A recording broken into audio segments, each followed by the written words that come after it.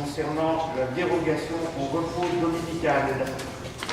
Alors, dérogation au repos dominical, c'est une délibération que nous prenons chaque année à cette époque. Il s'agit de déterminer les dimanches choisis, après avoir consulté le conseil municipal, bien sûr, et l'organe délibérant de l'EPCI concerné, pour les autorisations d'ouverture, donc durant l'année 2019. Considérant que les commerces ne sont pas situés dans les zones caractérisées à une affluence particulièrement importante de clientèle hors période de solde de fin d'année, il est proposé au conseil municipal d'émettre un avis favorable à la dérogation au repos dominical maximum de 5 dimanches par an, donc comme l'année dernière. Soit pour l'année 2019 les dimanches suivants. Alors on a divisé en 3 groupes ces dimanches d'ouverture. Donc pour les commerces de détail non alimentaires, il s'agit du 13 janvier, 30 juin, 8 décembre, 15 décembre et 22 décembre. Pour les grands magasins et supermarchés, le 9 juin, 16 juin, 14 juillet, 22 décembre et 29 décembre. Et pour les commerces secteur automobile, il s'agit là du 20 janvier, 17 mars, 16 juin, 15 septembre et 13 octobre. Si vous vous rappelez que la délibération, on l'a déjà prise l'année dernière, il y a 2 ans, nous avions discuté dans un premier temps, je vous avais proposé, un peu plus que chacun de vous, pour ne pas faire trop d'attention. Alors, je pense que c'était unanime, on avait dit au départ des autres, il faut qu'on fasse travailler tout le monde le dimanche, parce que c'est vrai que la loi permettait 12, elle autorisait les villes à restreindre à 5. Je crois qu'en tout temps, vous avez dû être tous assez d'accord pour dire 5, c'est bien. Jusqu'à maintenant, on mettait qu'une série de dates. Or, en fait, on s'est aperçu face aux demandes des commerçants qu'ils n'ont pas les mêmes dates. Par exemple, les grandes surfaces résolvent beaucoup par rapport aux jours de fête. Ils vont être ouverts, ils vont souhaiter être ouverts le plus près possible le dimanche, j'ai envie de dire, l'an et Noël. Les magasins autres, plus petits, sont plutôt liés aux soldes d'été et soldes d'hiver. Et les magasins automobiles, c'est pour ça qu'on les a mis à part, eux, ils ont des journées de portes ouvertes, vous avez dû voir comme moi, ils ont généralement les mêmes journées de portes ouvertes. Donc, comme c'est 5, cette année on a fait ça. La fin 2018, on n'a pas fait l'année dernière, donc il faut savoir que ce qu'on va faire avant Noël, c'est les dates qui sont théoriquement communes. Et je m'arrêterai là. Par contre, pour 2019, on a pu anticiper dans la mesure où on a eu la question. Vous savez, les magasins automobiles, on ne s'était pas posé la question jusqu'à l'année dernière, jusqu'à ce qu'on ait quelqu'un qui s'était posé la question. Donc, moi, si je veux participer, je ne peux pas. C'est vrai que je ne vois pas comment pour expliquer à un commerçant, par exemple, les routes de Lyon, d'un côté, l'un peut ouvrir et l'autre ne peut pas ouvrir. Donc en général, on se mettait d'accord avec Moulin, mais Moulin avait l'habitude de faire les magasins automobiles parce qu'ils avaient beaucoup, et nous va parce qu'on n'avait jamais eu de demande. Bon, voilà. Pas d'opposition à ces dates. Je vous remercie pour eux. Alors, projet numéro 25, projet de transfert. Projet de transfert des actifs de l'Office public Moulin Habitat à la société Evoléa. Avis du Conseil municipal sur le projet de cession du patrimoine et sur le maintien de la garantie de la commune lors du transfert d'emprunt. C'est moi qui vais la faire. Vous l'avez trouvé sur la table, nous avons entendu jusqu'au dernier moment pour avoir toutes les informations. Il faut vous la faire la plus précise possible par rapport à des informations. Et nous avons reçu avant-hier un certain nombre d'informations qui nous ont permis de compléter. Vous savez que le projet de loi Élan, qui veut dire évolution du logement, de l'aménagement et du numérique, a été présenté au Conseil des ministres en avril 2018. Parmi les axes qui sont affichés par le gouvernement dans ce plan Élan figurent le regroupement des organismes HLM et une simplification de la carte juridique et, en vendant des logements sociaux, pour en construire d'autres, favoriser l'accession à la propriété. Ce sont 2 axes qui sont importants, qui sont donnés par les lois. Le texte, il est adopté en première lecture à l'Assemblée nationale en juin, le Sénat en juillet. Comme il n'avait pas adapté sur la même chose, il y a une commission mixte qui s'est tenue le 19 septembre et il y a un premier projet qui sort, commission mixte. Maintenant, il faudra qu'il retourne devant le Sénat et l'Assemblée, et ça c'est peut-être une question de jours, quelques semaines maximum. Ça devrait aller assez vite. À ce stade, dans l'attente du contenu définitif, il faut savoir qu'il favorise le regroupement d'organismes. Et il y a 2 modalités qui sont proposées dans le texte de loi. Soit c'est un regroupement d'organismes de logement social et il doit gérer au moins 12 000 logements. C'est-à-dire que c'est l'idée, c'est-à-dire si on est moins de 12 000 logements, on ne peut pas continuer à vivre tout seul, on doit se refaire. Ou bien c'est constituer un groupe de logement social avec siège dans un département. Et si on arrive à constituer un groupe, le nombre de logements n'importe pas. Par exemple, c'était fait pour les petits départements plus petits qui se diraient qu'on se regroupe tous, on n'est pas à 12 000, on peut y aller. Donc il y a bien... Et l'échéance, si j'y reviendrai, des regroupements, elle est fixée au 1er janvier 2021. Je signale que la loi n'est pas encore votée. Donc ça veut dire que le groupement fixe 21, la loi c'est certainement votée, mais il n'y est pas, donc on n'a pas les textes de parution, il peut y avoir quelques petites modifications. Il faut savoir que le département de l'Allier compte environ 20 000 logements sociaux qui sont gérés soit par des offices publics, soit par des entreprises sociales de l'habitat, soit par une société d'économie mixte. Pour information, si on prend aujourd'hui les 4 offices publics, Montluçon Habitat, Allier Habitat, Moulins Habitat et Commentry, à eux seuls, ces 4 offices publics correspondent à environ 3 quarts des logements des 20 000. Donc, 3 quarts de 20 000, vous savez faire comme moi le calcul, on est autour de 15 000. Le reste du patrimoine, il est réparti entre François, SIC, Habitat, Domolime, Sémil, etc. Ça, c'est l'état des lieux. Maintenant, il y a un point quand même.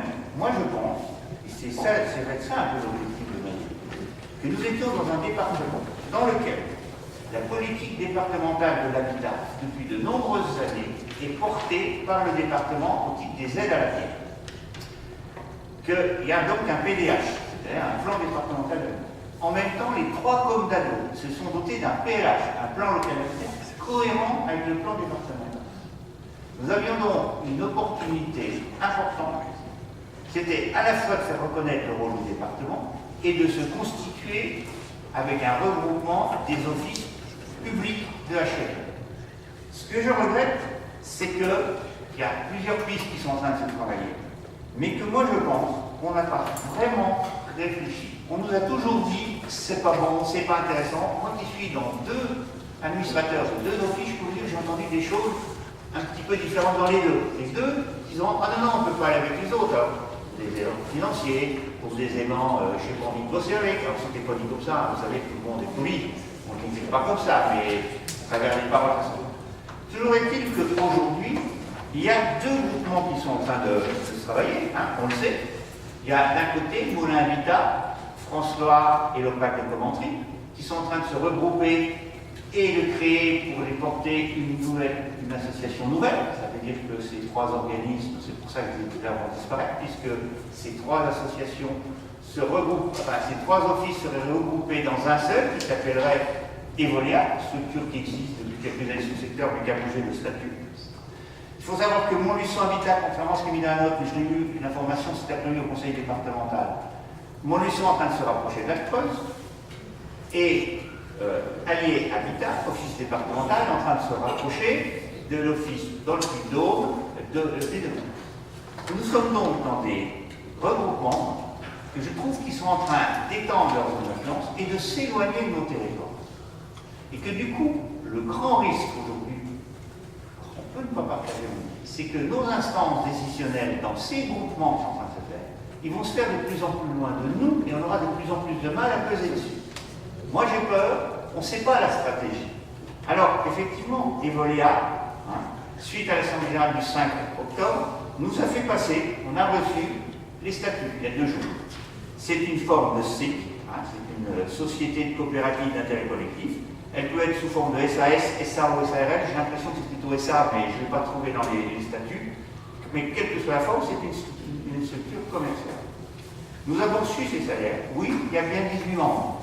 C'est des éléments qui nous avaient été donnés un peu en amont. Oui, dedans, les collectivités sont représentées. Oui, il y a un certain nombre de places pour le PCI.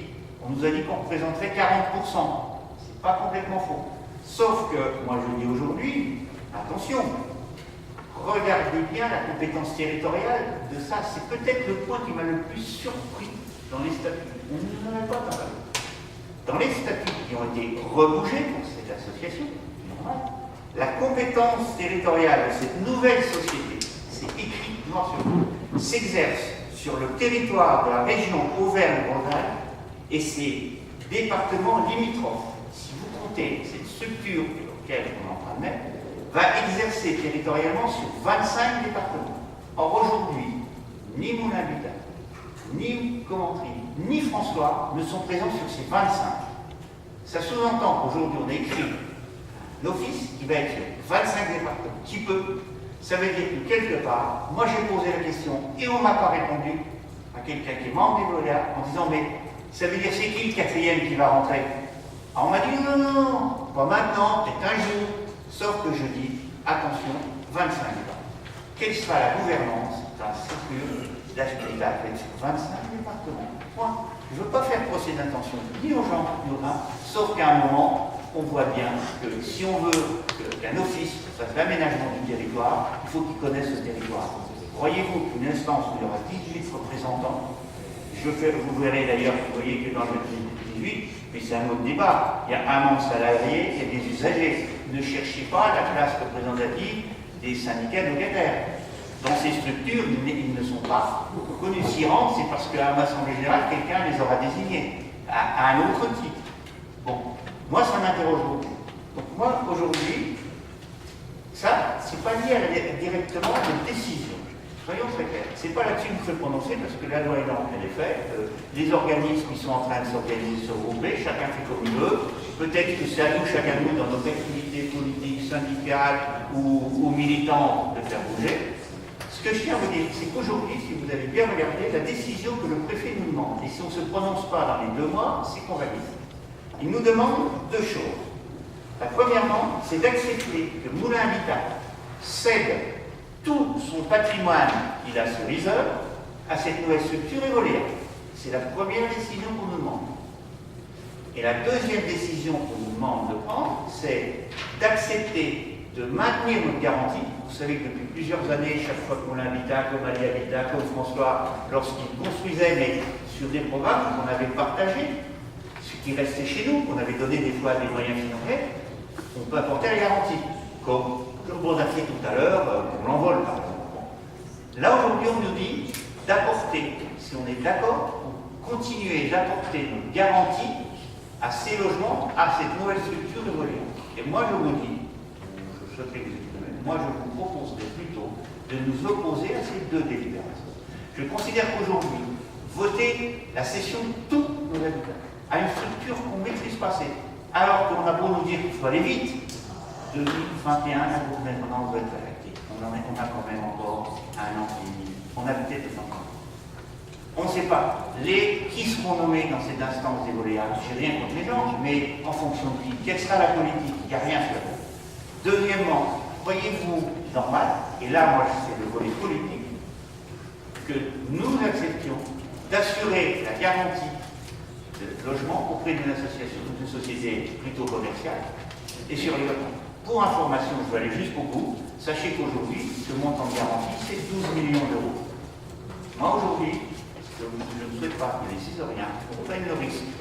Pour Yzeure, hein, on est bien clair. Aujourd'hui, valide en disant ok, vous donnez nos 500 logements à Veolia, on va les gérer. Quelle place on aura, nous?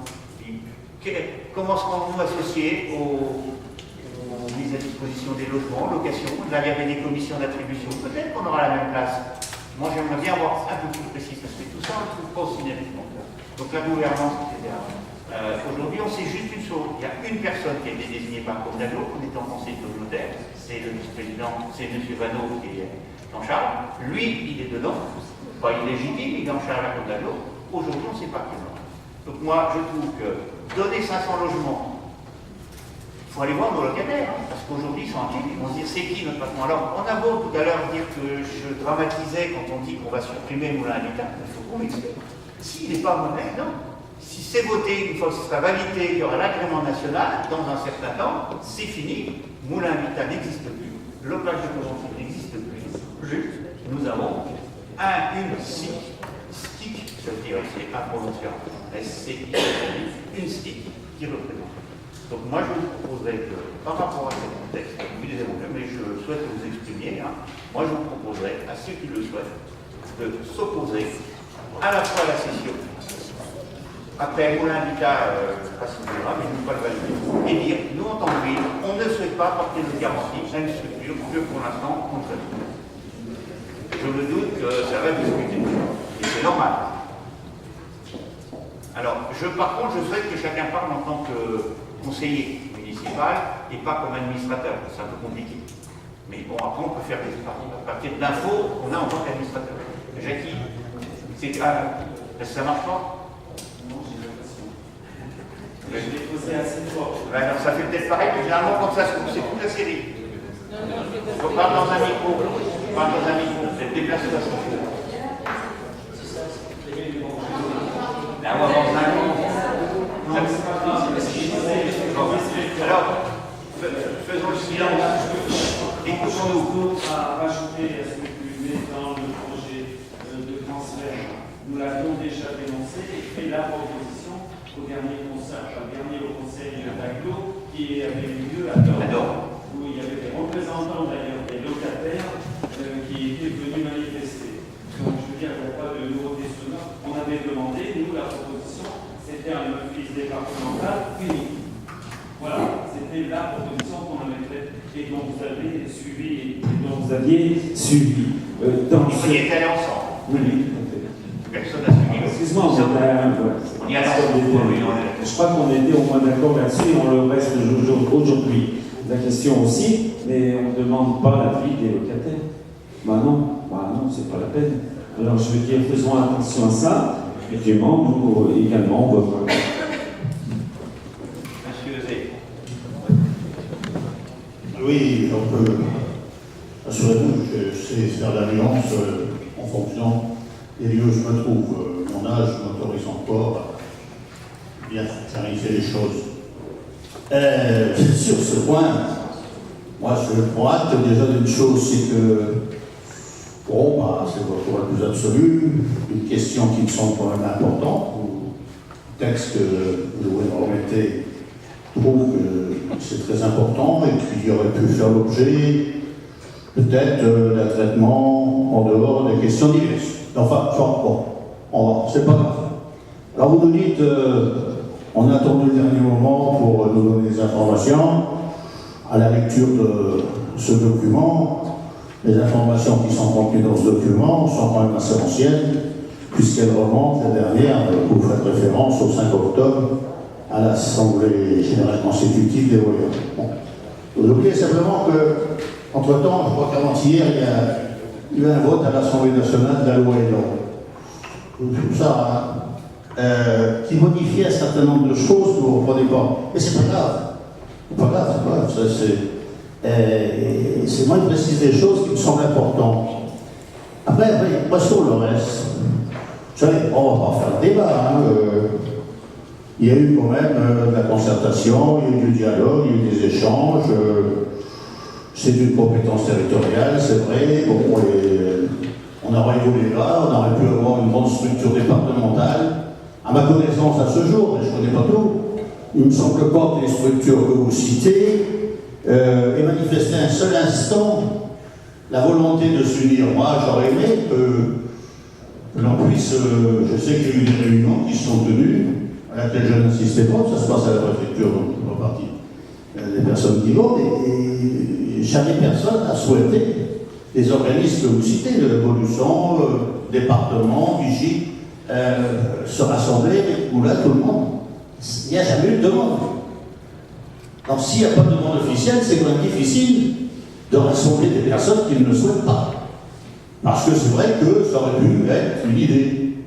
Malheureusement, personne ne l'a développée. Donc, après, il fallait avancer. Aujourd'hui, on est face à un choix qui a été fait.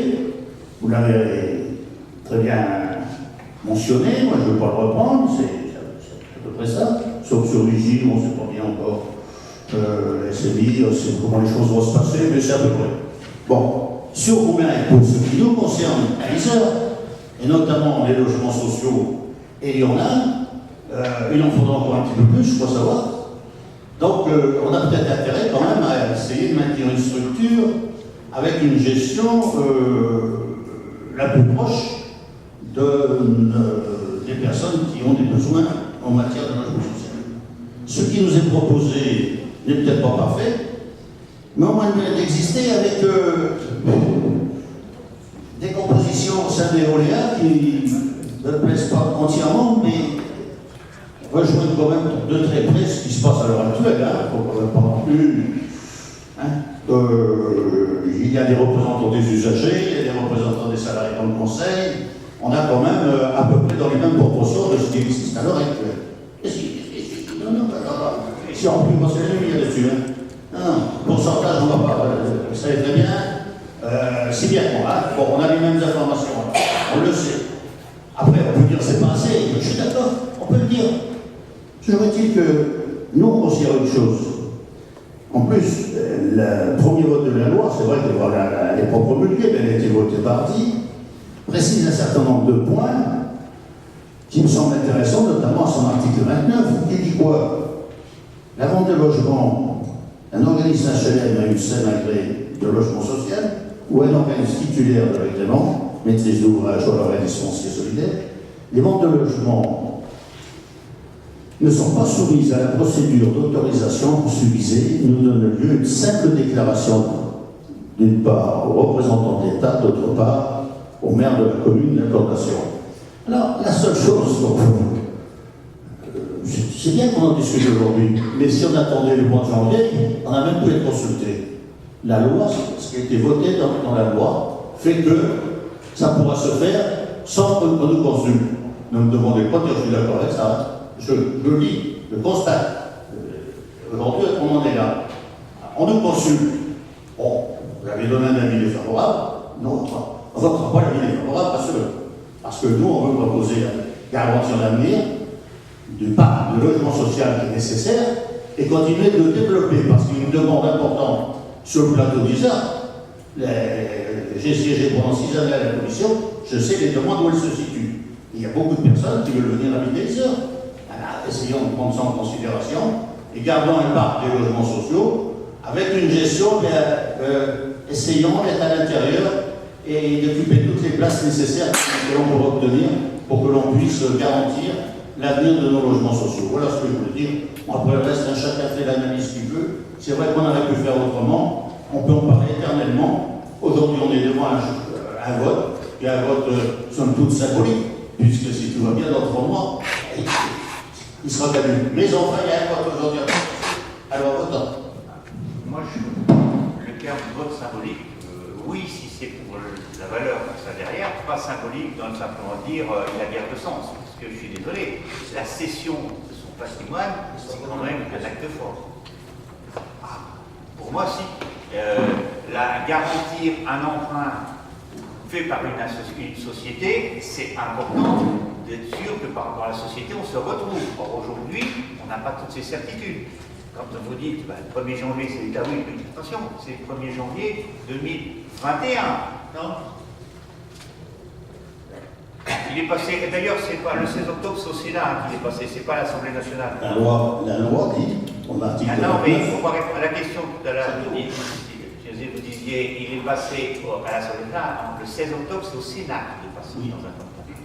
Il faut que les deux assemblées votent, et dans la même forme. Mais c'est ce que je disais tout à l'heure, c'est une question de jour, on sait que ça ne va pas aller vite. Et on peut supposer que ça sera la même forme, parce qu'il y a une. Ceci dit, le texte, je ne suis pas sûr qu'il précise que c'est plus vite que le 1er janvier.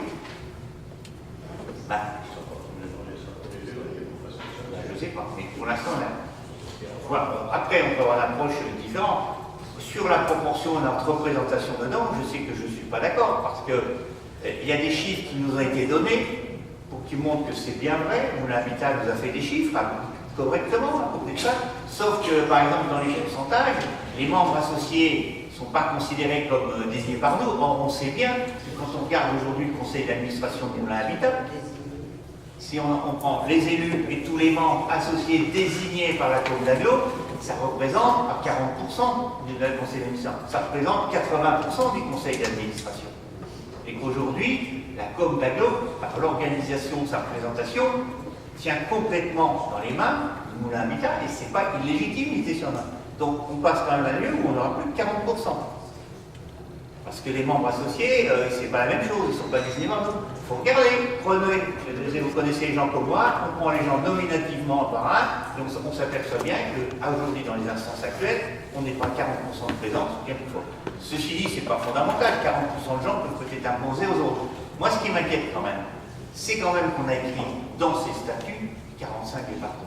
Moi, j'aurais envie de dire après, mais qu'on me dise pourquoi on a été chercher tous les départements autour de la région Auvergne-Rhône-Alpes, plus tous ceux qui touchent. Attendez, aujourd'hui, si on les regarde, Moulins, Commentry, ils sont tous Commentry. Nous, Moulins-Habitat, allez, on est une grande partie l'est du département, un petit peu sur la Rhône. Et puis François, elle est au-dessus de nous, elle est au nord. Pourquoi on a été chercher tous ces départements de la Bourgogne, de l'Isère, choses comme ça? Il y a une raison, sinon sur les surnoms, sinon on ne dise pas. Vous savez, ça me fait penser, il y a à peu près 3 semaines, j'étais à un endroit où on me disait, et je pense qu'on était au même, et on ne va pas mettre en porte-à-faux ceux qui étaient là, je disais, mais les statuts, donnez-nous des éléments. Quand on nous a dit, non, on a commencé par me dire, ils ne sont pas faits.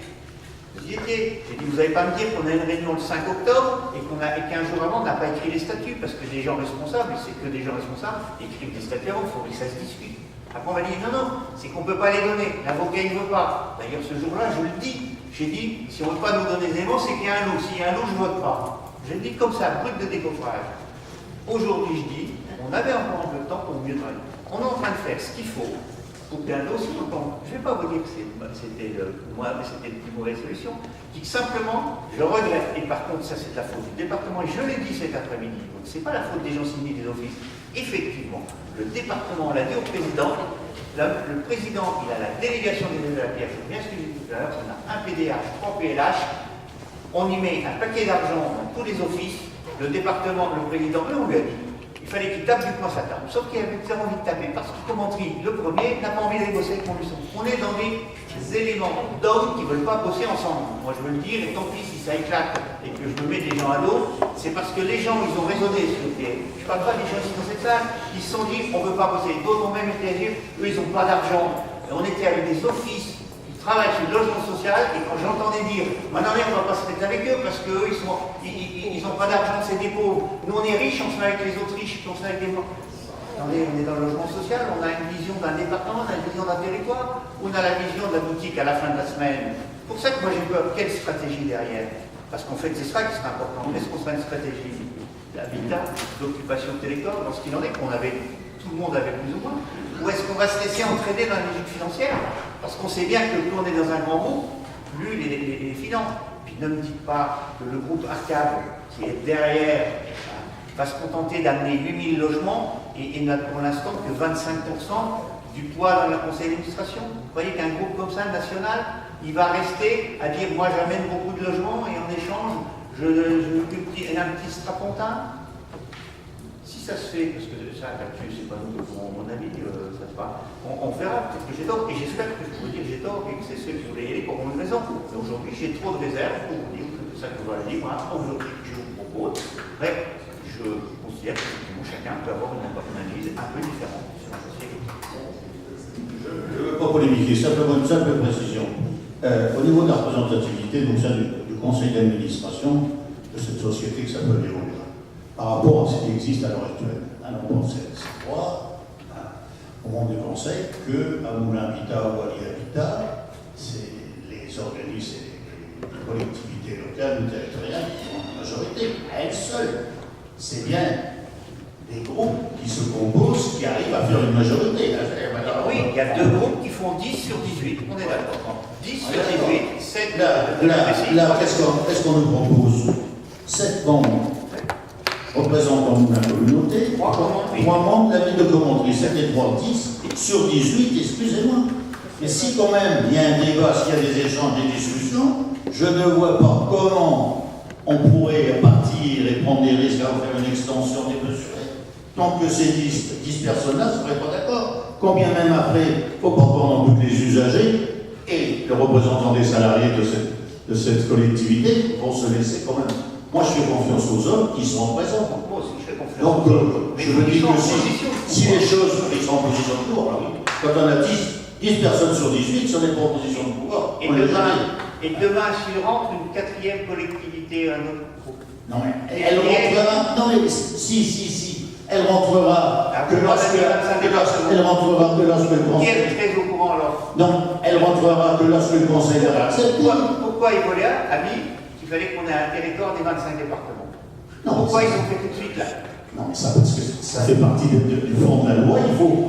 On savait très bien quand même que dans tous les sens, on essaye de pousser, il faut se regrouper, Et bien là, on a trouvé un système qui n'est pas satisfaisant, je peux vous l'accorder. On aurait pu faire quelque chose au niveau du département, ça ne s'est pas fait. Bon, bah aujourd'hui on est là, c'est tout. Qu'est-ce que vous voulez qu'on fasse autrement? On ne peut rien faire autrement aujourd'hui. Alors vous allez voter contre ou on va voter pour? Alors, ça va être compliqué, parce que comme moi je vous propose, non mais il faut bien qu'on se comprenne, parce que comme moi je vous propose de voter à un avis défavorable, il faut bien qu'on soit d'accord ce qu'on veut dire, parce que si vous dites que vous votez, faut que vous votiez contre ma proposition, on est d'accord. Non mais qu'on se comprenne bien. On votera contre votre délibération, c'est tout. Voilà. Non mais il faut, voilà, faut pas qu'il y ait d'ambiguïté. Ah, Jennifer. J'ai dit tout à l'heure parler des locataires, mais je vais voir quelles conséquences il y aura. Jackie, c'est bon. J'ai dit tout à l'heure parler des locataires, mais moi je voulais savoir quelles conséquences pour les locataires justement si on donne un avis défavorable. Alors moi je me suis renseigné, d'après ce que j'ai cru comprendre, c'est que aujourd'hui, si la majorité, voire la totalité des villes, je pense ça, donnent leur accord, Moulins-Habitat, c'est le préfet du département qui va autoriser. Enfin, si des communes s'opposent, moi je vous propose, s'opposent à donner, ce n'est plus au niveau du département que ça se règle, ça passe au ministère. Je ne fais pas trop d'illusions, le ministre qui a fait voter la loi Elan, il ne va pas se contredire dans sa position. Non, mais c'est pas parce qu'à un moment on sait qu'on ne sera pas suivi qu'on n'y va pas. Voilà. Mais je me fais mal. Par contre, deuxième question, la garantie. Ça par contre, elle ne peut pas nous être imposée. C'est-à-dire que si nous refusons, ce que je vous propose, d'apporter la garantie s'il y a la cession, ça sera la nouvelle structure Evoléa de trouver qui apportera la garantie pour ces 500 logements. Aujourd'hui, il faudra qu'il trouve qui apporte une garantie sur 12 millions d'euros. Voilà. Parce que c'est ce que ça fait. Hein, et là, par contre, l'État ne peut pas nous l'imposer. Non, mais ça, l'État ne peut pas nous l'imposer, mais il faut voir aussi qu'à terme aussi, on pourra peut-être des fois éviter les heures pour construire des logements sociaux. Ah, c'est que le montage à votre état.